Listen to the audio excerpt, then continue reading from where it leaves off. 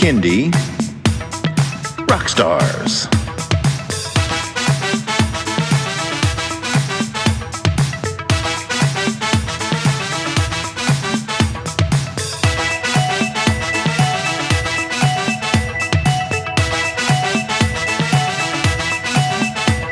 Prepare for a treat, let's meet and greet some bands and singers that are super sweet, making music that's fun for boys and girls.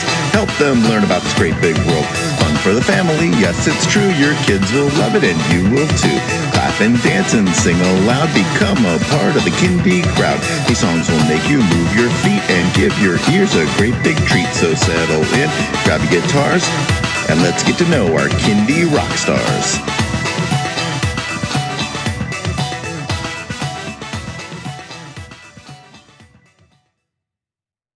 Hello everyone, and welcome to Kindie Rock Stars. This is the show that gives you the stories behind the songs from some of the best bands and singers that are making fun, informative, educational, catchy, and occasionally silly songs for children and families. I'm your host, Patrick Adams, and each episode of Kindie Rock Stars will feature an artist and a featured song. So let's get to this week's show.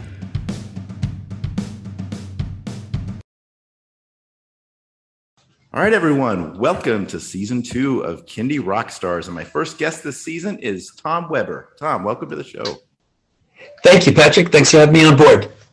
So, Tom, how did you get into Kindie music? Well, I started off as a preschool classroom teacher, and I would play guitar for the for my class, and it was just something fun to do. Never thought of this as a career. I've been doing this almost 25 years now, full time. So it just evolved out of that. I would, just do sing-alongs, like I said, in the classroom, and we would take the kids sometimes to the, to see some grandparents and things. And it was just, again, never thought of this as a career or making money. I went into it, I think, with just to have fun. I mean, I have a mortgage and kids now, and my wife, and so that I have to pay the bills. But so I feel like it was something I was just born to do, because I didn't, it wasn't like I said, I didn't sit behind a desk and say, well, okay, I'm going to do this, and this. I don't think there's any official degree for a Kindie artist. I mean, you can go into education. College, and so forth. So it was just something where it evolved out of just something having fun. And I think that was the best way, if there is a way to approach your career, is because sometimes maybe particularly in the arts, if it doesn't mushroom for you, it doesn't happen right away, you get jaded. And I was extremely fortunate to have a wife who was very supportive, 100%. When I decided to leave, being a classroom teacher, to take the plunge into Kindie music. She couldn't have been more supportive. In fact, we wrote songs together, which was a lot of fun. Had a couple of CDs. You remember those things? They're great coasters and frisbees. Frisbees now. I was playing frisbee with a CD, my first one with my kid. So that's how it really came about. As far as, the career was just something really fun to do in the class with the kids, just singing. And that kind of would sum it up. So at what point did it go from, singing with the kids in the class to, I want to put out a CD, or I want to release some songs? It really, it was not overnight. It took, I would say, a good maybe 5 years. And it was really people around me. It was my colleagues, and the feedback that you would get from the kids. A lot of people would say, hey, they're saying you could be the next Raffi or something like that. And I said, oh, okay. So it was, people would just enjoy what I was doing. I mean, as a kid, I guess, I worshiped at the altar of Jim Henson, like a lot of us in Sesame Street. And so we put on puppet shows. So I think very early on in my life, I got the entertainment bug. So much of what I do, playing children's music, there's the other element besides the music, and that is to, keep them entertained. And I So I think I got that very early on. I would put on puppet shows, and I'd have three people watch, like my parents and maybe my uncle, and then it grew. So yeah, this was just something I was always sort of with children, whether it was teaching in a classroom, putting on puppet shows, just making up my own songs. I was a radio DJ for a while in high school. So it's a music, and it's like the culmination of all these my passions, I guess. It sort of it just came together. As far as being a Kindie artist. All right, so I saw on your website that you have some different venues that you play. What are your most frequent ones, and what are your favorite ones? My most frequent venues that I play, and it's the reason why I can have a career as a Kindie artist, would be preschools. Pre-pandemic, I was doing about 25 preschools a month, and it was weekly, bi-weekly, monthly. And those were, I look at the preschool, they were like, that was my club circuit. I didn't have the advantages of doing that, is you don't have to tour around the country, which is exciting. But as if you have a family and children, it's kind of nice to be there and see them at the end of the night. So yeah, primarily it's the preschools was my full time. I would say work that I would get, and everything else would be a library, a festival, house parties, birthday parties.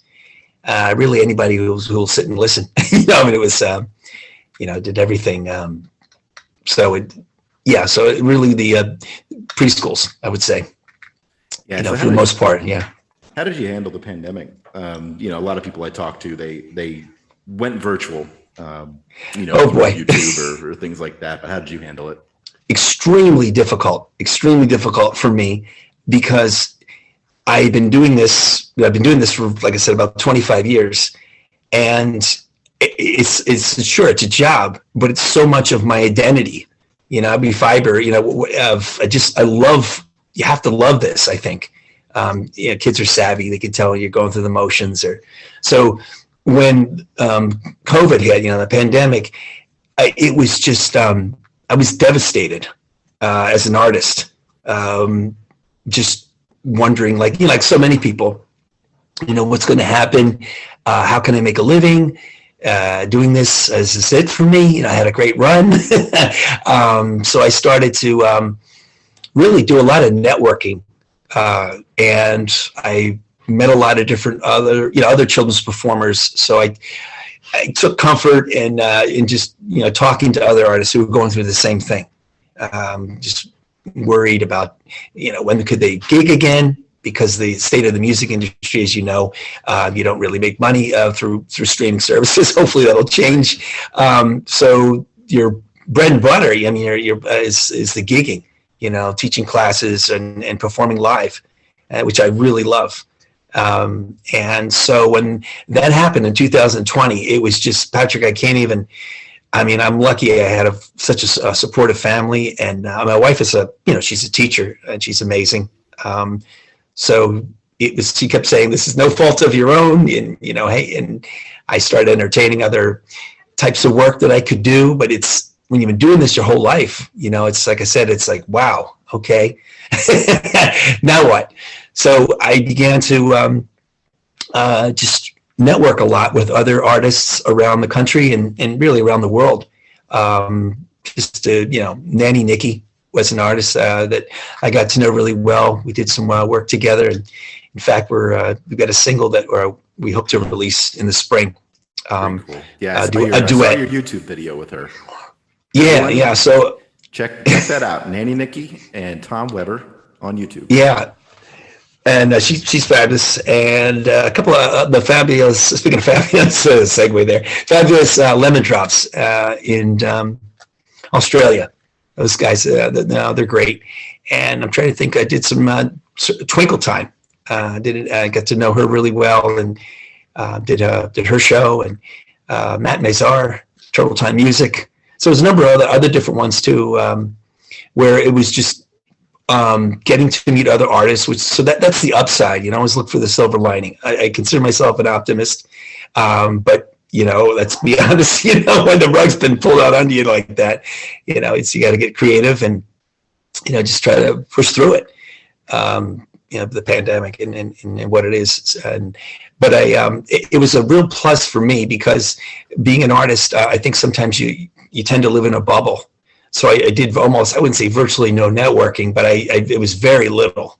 Occasionally I'd correspond with somebody or email somebody, but it was because you're so much in your own zone, with your work. So that was a real, real plus to be able to just to connect with other artists. So I learned a lot from that. We share stories about the business, and so that would be the best thing I would say. That came out of the pandemic is meeting other artists and realizing that we're all swimming in the same waters, and those cliches, but that as long as we have a guitar or piano, whatever instrument we play, that's gonna hopefully just keep us grounded or sanity until the world opens up, where we can start playing live again, seeing people. But I should mention that I did a number of different Zoom concerts. There's a library here in Connecticut, the Greenwich Library. I do a monthly concert with them. I'm now back to doing it live, in person. It's funny to say that. So I was doing that once a month, Zoom. But I have to say, at least you could connect with somebody, but I'm sure you probably agree with this. For what we do is children's artists particularly, it's so important that face-to-face, because I would do some shows and they'd have to mute the kids. And like you being a performer, an artist, there's little subtle things. Maybe a child will make a sound, or maybe a little gesture that you might not be able to pick up quite when you're live. You might not see it as well on a Zoom show. So I miss that just tremendously. And then muting the kids too, that kind of defeats what, those call and response songs we're going to do today, kids? Guess what? I can read pretty well. I can kind of see you. Kind of defeats the purpose, yeah. Yeah. So it was better than nothing. It was, at least I was, reminding myself that I'm a musician and I still do this, and, just trying to stay positive until, like I said, until things begin to change, where we can, as artists, we can get out there playing and seeing people in person. So how have your post-lockdown performances gone? It's interesting because I would say, I have to keep, I got to be grateful. I got to think of 2020. It's better than 2020, but it really is. I'm doing a lot of the schools that I do now. I would say most of them in the beginning, starting last summer, it was outdoor only. And then gradually in the fall, I started to have some schools allow me to come back in the building. And that's tricky because they're not allowing the parents to come back in the building. And the preschools where most of the ones that I go to. And the teachers have told me, they said, we love the parents, but that's actually, being a parent yourself, it's short and sweet goodbyes at the door for your child. And as much as you want to go in and, do the cubby drop off and all that stuff. So it was, mostly, I would say in the beginning, it was mostly outdoors, I think all outdoors. And then in the fall, it moved to some of the schools will allow me to come inside.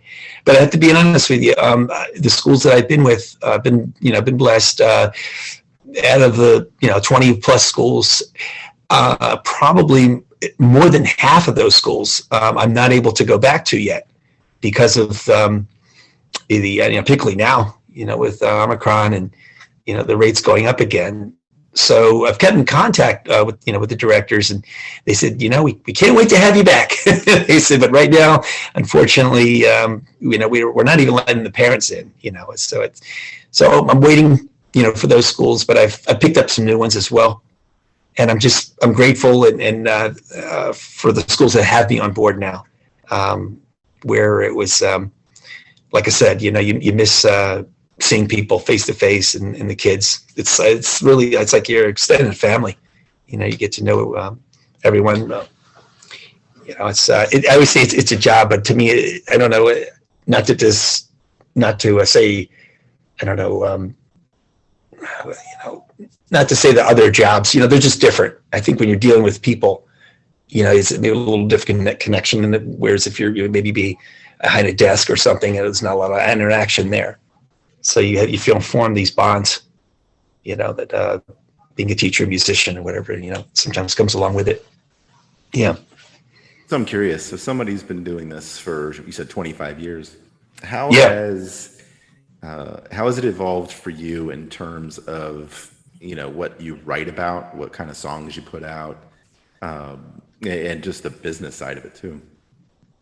Yeah, I mean, there was a time, well, in the beginning when I was writing songs, just generally, I always say, for kids, it's probably food, stinky smells, and pets.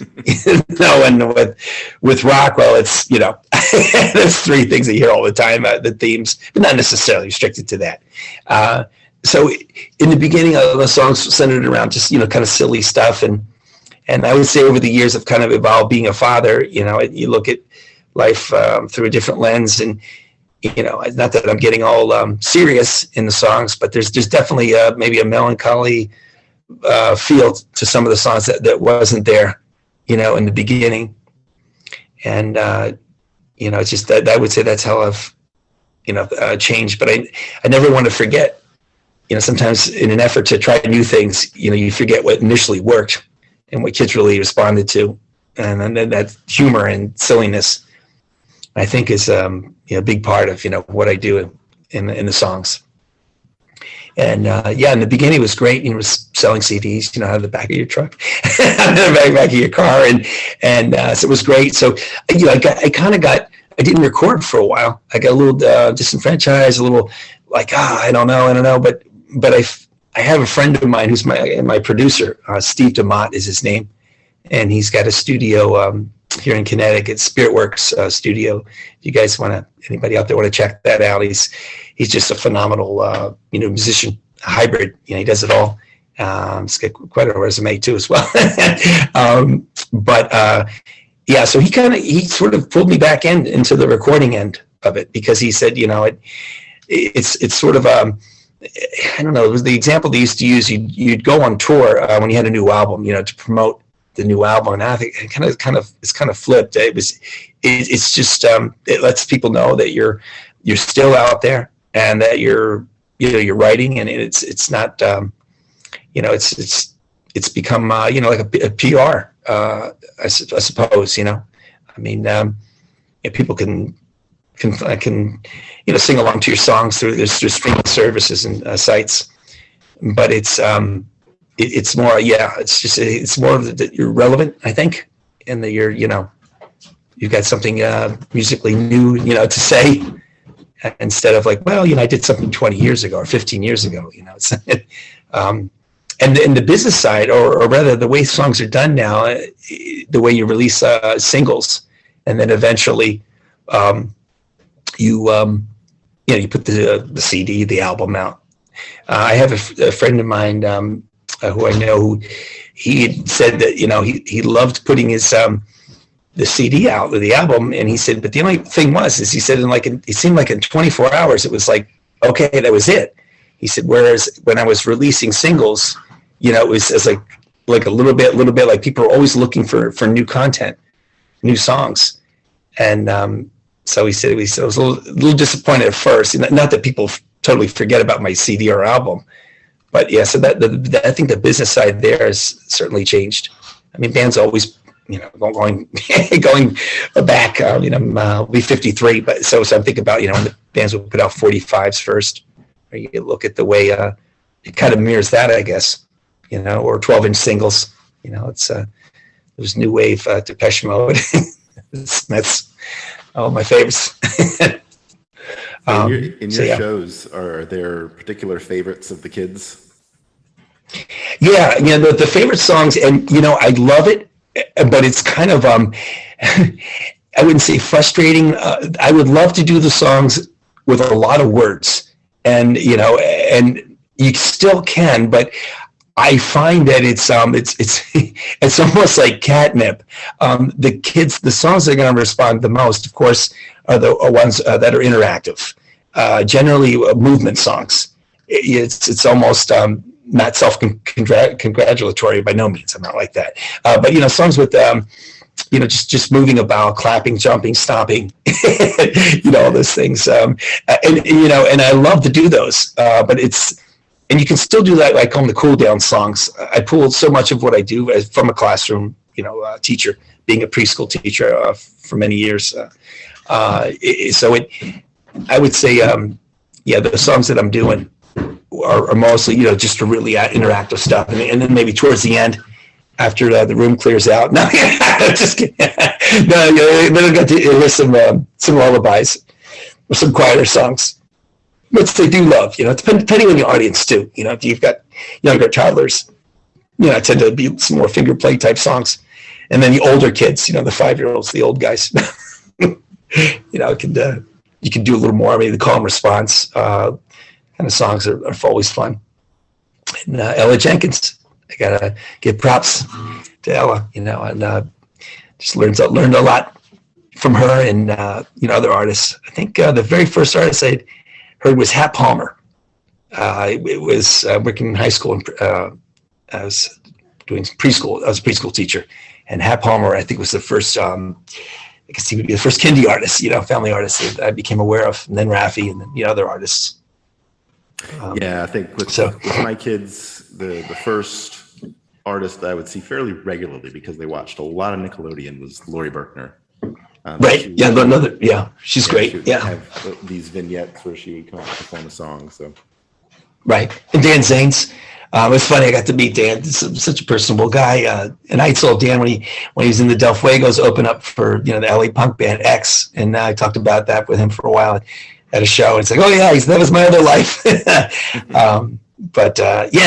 was interesting too, to see how all these quote unquote, adult contemporary artists started to embrace, children's or Kindie music. Lou Reed, that would be the one would have been the last person that told me, he collaborated with Dan Zanes on a song. Well, even Lou's getting in. So that was fun. I guess all these bands were having children now. They Might Be Giants and on and on. Lori Berkner, definitely. It's great. All right, you ready to get into a song? Let's do it. Yeah. Today's song is called "I Need a New Song." So, Tom, tell me what this one's about. Well, this song is really good. It's a call and response song that sort of like the doo-wop a little bit, the sha-la-la-la-la. It's got some of that in there. And it was just, I was writing I was writing songs, and I said, I like the title. I need a new song. And not any kind of song, but a song that's going to make me want to sing along, move my feet. And it's a lot of fun to play. Anytime you can get the kids with a big chorus to sing along with you, and giving it back to you, it's always a lot of fun. So it was just, I think I fell in love with the title, and then I had to write some lyrics to go with that. It was just kind of happened, and I was lucky enough to get a super talented trumpet player. Drew Wilmot is his name, and it's funny how you meet other musicians. It was a total fluke. I was walking in the neighborhood with the dog, and he, I think he was listening to the Police. I could hear it coming through his headphones. And I said, "Oh, yeah, the Police or something." "Oh, my wife likes the Police." This is, and he started talking. Anyway, we went to long story short, went to the same school, and and on and on. And so I said, "Oh, I got this song. You interested in playing it?" He said, "Yeah, sure. It sounds good." But I think it made it really special. And he's got a nice solo at the end. I was getting the Chet Baker vibes on that one. And again, I touched on how your music evolves as an artist, or you hope it does. And there's some melancholy, sort of feel at the end. which was a kind of a slight departure from some of the other songs I had written, which was nice. And, you know, some of the feedback that I got on that song. All right, let's check it out. I Need a New Song by Tom Weber.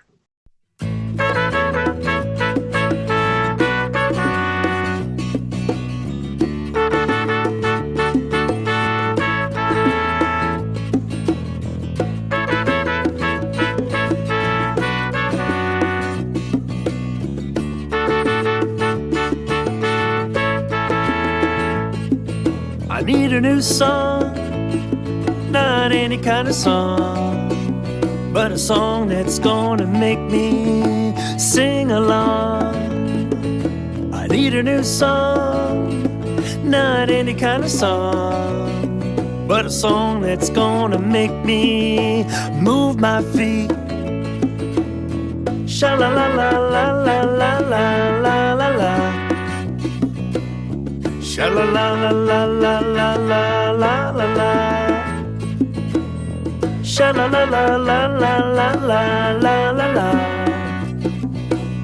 Sha la la la la la la la la la la. Ba ba ba ba ba ba ba ba ba ba ba. Ba ba ba ba ba ba ba ba ba ba ba. Ba ba ba ba ba ba ba ba ba ba ba. Ba ba ba ba ba ba ba ba ba ba ba. I need a new song, not any kind of song, but a song that's gonna make me sing along. I need a new song, not any kind of song, but a song that's gonna make me move my feet. Oh, oh, oh, oh, oh, oh, oh, oh, oh, oh. Oh, oh, oh, oh, oh, oh, oh, oh, oh, oh, oh.